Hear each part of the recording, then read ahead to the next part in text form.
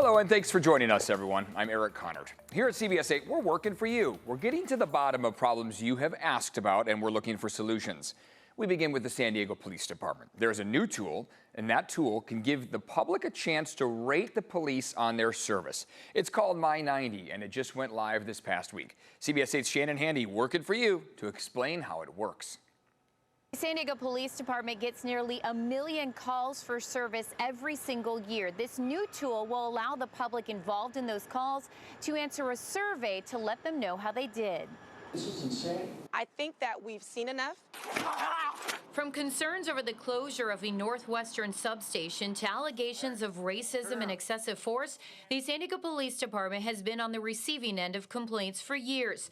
Now the public will have a new way to offer feedback, both negative and positive, through a tool called My 90. The My 90 program is a community engagement tool that increases transparency for the general public and provides rapid information to San Diego PD. Here's how it works. If you call 911 for service, you will first get an automated text message with information about your call, including an incident number and ways to prepare for when officers arrive. Then within 24 hours, you'll be sent a text to a survey asking questions about how your interaction went with police. Whether or not the officer was courteous, whether or not they were provided a case number, those kinds of things. How they felt about our general services. Results are sent automatically to the department. I asked Lieutenant Meyer if these surveys are confidential. This is an Axon product. They scrub all information related to identifying information for the reporting party before it's in our hands. So we don't know who's providing the information, we don't know their address, we don't know their phone number, completely anonymous. The department plans to use the information to understand what they did right and how they can improve their level of service. Keep in mind, only people with cell phones will get the surveys, which is where the majority of calls come from. Also, they are not intended for complaints against specific officers. We, however, do have a myriad of ways for you to report a complaint on an employee of this department through our Internal Affairs Division, through contacting our dispatch, speaking with a supervisor. Any one of those will suffice. My 90 will post results of the surveys for the public to access and view. I requested to speak with Chief Wall today. He was not available, but released a statement saying, "We are committed to continual improvement and believe this data will allow us to measure our performance with the expectations of the community. As a department, we are committed to professional growth and continued professionalism in law enforcement." Working for you, Shannon Handy, CBS 8. The city of San Diego has been sending out notices alerting property owners of public hearings about a proposed fee on trash removal services that could go into effect this summer. Some say the flyer makes it difficult to send back a written protest. CBS 8's Alex Cheney working for you, digging into what we need to know. Look at it, it looks like junk mail. Dwayne Whitmire is a homeowner in Sorrento Mesa. He only noticed the trash flyer in his mail once a neighbor told him about it. He says it's not marked well enough and thinks the city is trying to get people to not respond. By sending this flyer out saying, we're just going to charge you, and if you don't notice it, we're just going to give you a bill. And I think that's pretty clever of them to do that. I think it's sneaky. I think it's wrong. Dwayne says he already pays for trash pickup in his property tax and says the city is trying to charge people twice for services they already receive. I think they're double dipping. Our property taxes already indicate that there's already services there, and that's what it's been since it started. California Prop 218 requires the city of San Diego to mail flyers to all affected people to impose a new fee. If a majority of property owners reject the fee, the city cannot enact it. Basically, if it's not broken, don't fix it. And for heaven's sakes, don't fix it and then charge me for the fix. One homeowner is urging recipients to send the written protest in. It must be signed with a name that is listed on your deed, whether that's your name or a trust. The protest must be mailed back in an envelope with a stamp you have to provide. I would like to see every homeowner in San Diego fill out the form, get help from the city in terms of filling it out the way it should be filled out according to your home ownership, how your home ownership is labeled, and then get the form into the city in time so that we have more than 50% of homeowners voting against this. The city of San Diego says the written protest can be mailed in or dropped off in person to the office of the city clerk. That was Alex Cheney reporting. The deadline to deliver your written protest is the same day as the public hearing for the trash fee on June 9th. You have to weave back and forth between the potholes and the divots, and it's been a nightmare.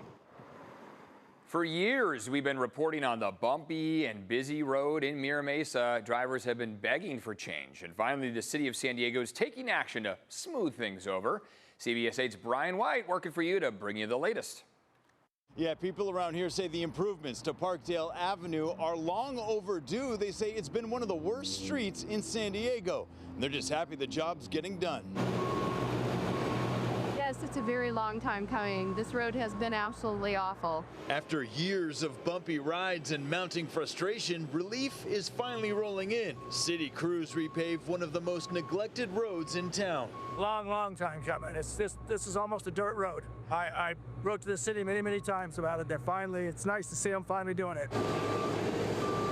This was supposed to happen in February. Back then, we told you about the delays when city crews discovered underground utility lines that had to be moved first, keeping drivers on edge for even longer. You have to weave back and forth between the potholes and the divots, and it's been a nightmare. And sometimes you have to drive on the other side of the road because you can't drive on your own side of the road, then you're trying to avoid traffic.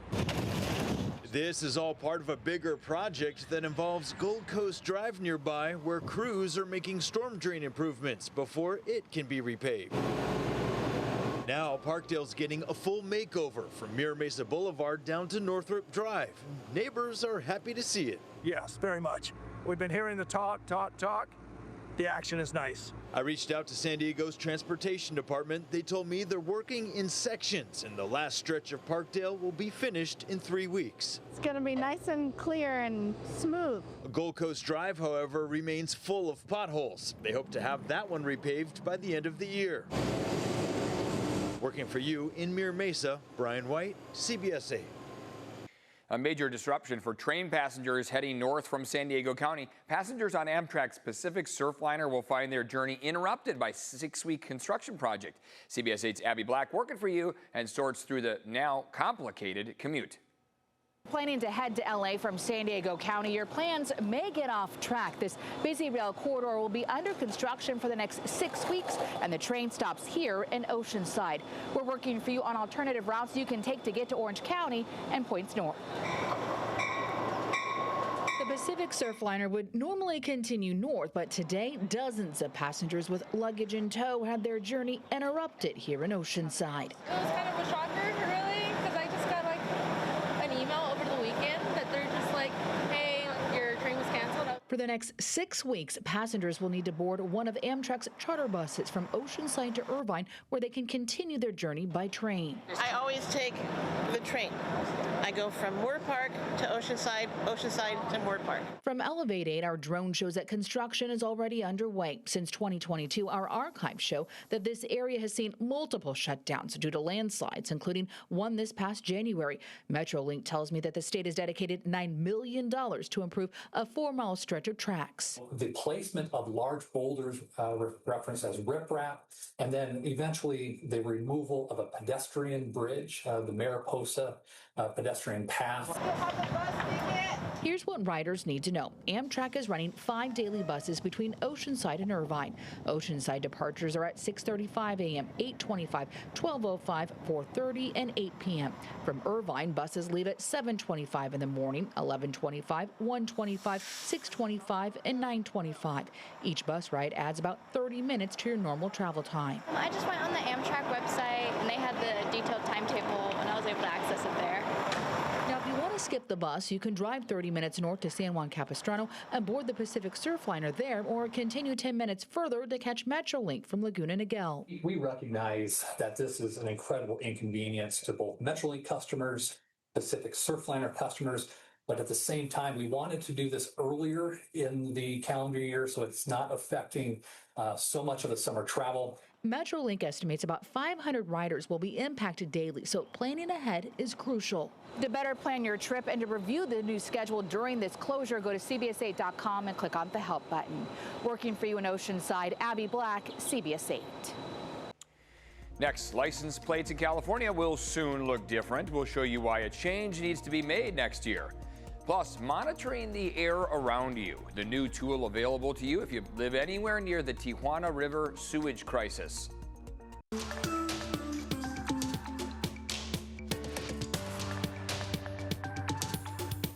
There is a new online dashboard giving South Bay residents real-time alerts related to the ongoing sewage crisis. Working for you, we spoke with the person who led the project. The map will show real-time water quality, air pollution, and health alerts.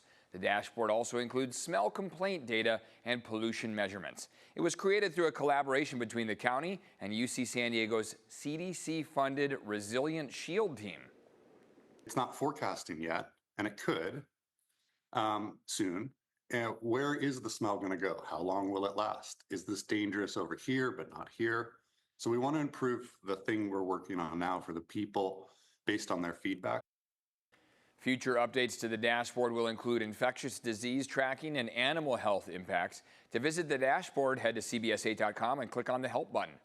Meantime, a Tijuana sewage treatment plant is bad online here after it was shut down in 2020 for repairs. The plant processes 18 million gallons each day, but at the same time, experts say up to 40 million gallons of untreated sewage still flows into the Pacific.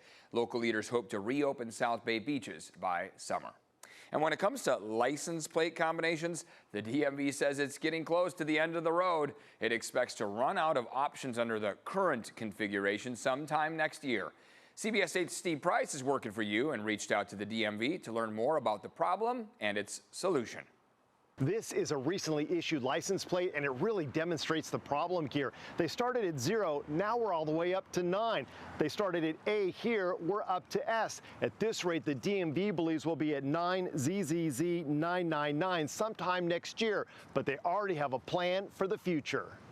3 letters, 3 numbers in yellow on black. That's what my parents had in the 60s and 70s. Then the DMV switched to this, yellow on blue, first 6 numbers, then 7, which stuck around until the early 80s when the state went to these reflective white plates with the sun graphic. I am 50 years old, so I've seen some changes through the years. Andy Calles doesn't just work at Hodad's in OB, he's also the guy in charge of hanging old license plates on their walls. He's guessing between their 2 restaurants, they've had customers donate about 2,000 of them. We prefer personalized license plates because they tell more of a story, and some of these are actually some really dirty plates and some really good positive stories. And we've mixed them all around in there to create some different stories. He also created an international wall and a memorial wall for posthumously donated plates. And his favorite one? Oh, the one I hung up, the Star Trek one. Star Trek.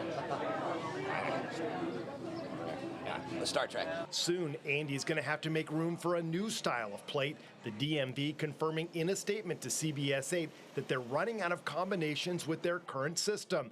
The current 9 series configuration, which will end with 9ZZZ999, is projected to end sometime in 2026 due to the dwindling number of available combinations. The formatting of the next sequence will be numeral, numeral, numeral, alpha, alpha, alpha, numeral. For example, 000AAA0. The well tail's kind of cool. John Dean has another idea. Let us all design plates with our own picture. Mine would be, I guess, a surfboard or something like that. Yeah. Because let's face it, who really even knows their license plate number anyway? 9MUX something something something is my Audi. I'm right there with John. I can't remember my license plate number either. By the way, in case you're wondering, yes, they still do make license plates in prison, about 45 to 50,000 a day in Folsom. In Claremont, Steve Price, CBS 8. I have to keep a picture in my camera roll of my license plate to remember it. San Diego city leaders are still considering ways to close a budget deficit. Coming up here, the proposed plan is to slash access to local lakes and how much money that would actually save the city.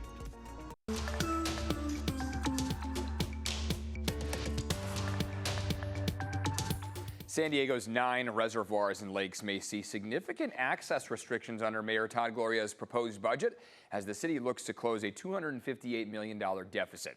Under the proposal, current 7-day operations at Lake Murray and Miramar could be reduced to weekends. San Vicente and El Capitan would go from 5 days to 4. And Otay, Sutherland, Hodges, and Barrett would transition from 3 days to 2 for the months they operate throughout the year. Total potential savings is about $622,000. San Diego reservoirs already underwent cuts in 2019. Friends of San Diego Lakes warns more cuts could hurt visitors and local businesses. trying to just combat already that restricted access. There are also businesses that rely on the boating and fishing community and its patrons. A city spokesperson tells CBS 8 while some pedestrian access may remain under the proposal, parking, restrooms, and activities would be limited. The final budget decision is due by June 10th. Higher water and sewer rates are coming to Carlsbad in just a couple of months. Starting July 1st, the rates will increase around 20%, marking the beginning of a phased increase that will total 49% over the next 3 years. The City Council voted to approve the hikes last month. According to the city manager, Carlsbad's rates will remain lower than other local water agencies. You know, for decades, owning a home has been part of the American dream. But as prices and mortgage rates remain high, it's a dream that many cannot afford. According to a recent study for consumer finance company Bankrate, on average, renting a home is cheaper than paying a mortgage in all 50 of the largest U.S. metro areas, including San Diego. There's a lot of upfront costs that you don't have to deal with renting that can be financially beneficial for you, even if you are missing out on building equity through a home. According to Redfin, the median monthly mortgage payment in March was about $2,800, while the median rent was about $1,600. Some good news, experts predict home sale prices will come down in the next few years as more inventory comes onto the market. And starter homes are getting more expensive. Zillow found the typical starter home costs over $1 million in 233 U.S. cities. 113 of those cities are in California. Zillow also found more people are postponing home ownership. Right now, the median age of a renter is up to 42 years old. Most people spare no expense when it comes to spoiling their pets, but a new report finds the price of caring for your animals is not immune from inflation. Pet care service Rover found dog owners can expect to see a 7% hike in expenses, while cat owners could see a 10% spike. The report found the average lifetime cost of care for a 10-year-old dog adds up to more than $34,000, while a 16-year-old cat costs around $32,000. One way to keep your initial costs down is to consider adopting from a local shelter. A lot of these pets are already spayed, neutered, and microchipped, and you're not going to be paying some of the exorbitant costs that are associated with getting a designer dog from a breeder. You can also switch over to dry kibble and shop secondhand for items like travel crates. If you somehow need help spending money, artificial intelligence is ready to lend a hand. It's a good problem to have. Visa and MasterCard are rolling out new AI tools that can search for products and even make purchases on your behalf. These AI shopping agents can find deals, select items, complete checkout while following the spending limits and preferences you set. Amazon is also testing its own AI shopper called Buy For Me, which can purchase items from other websites if they're not available on Amazon. Happy shopping to you. That's going to do it for us. Remember, if there's something you'd like us to look into, email us at workingforyou@cbs8.com.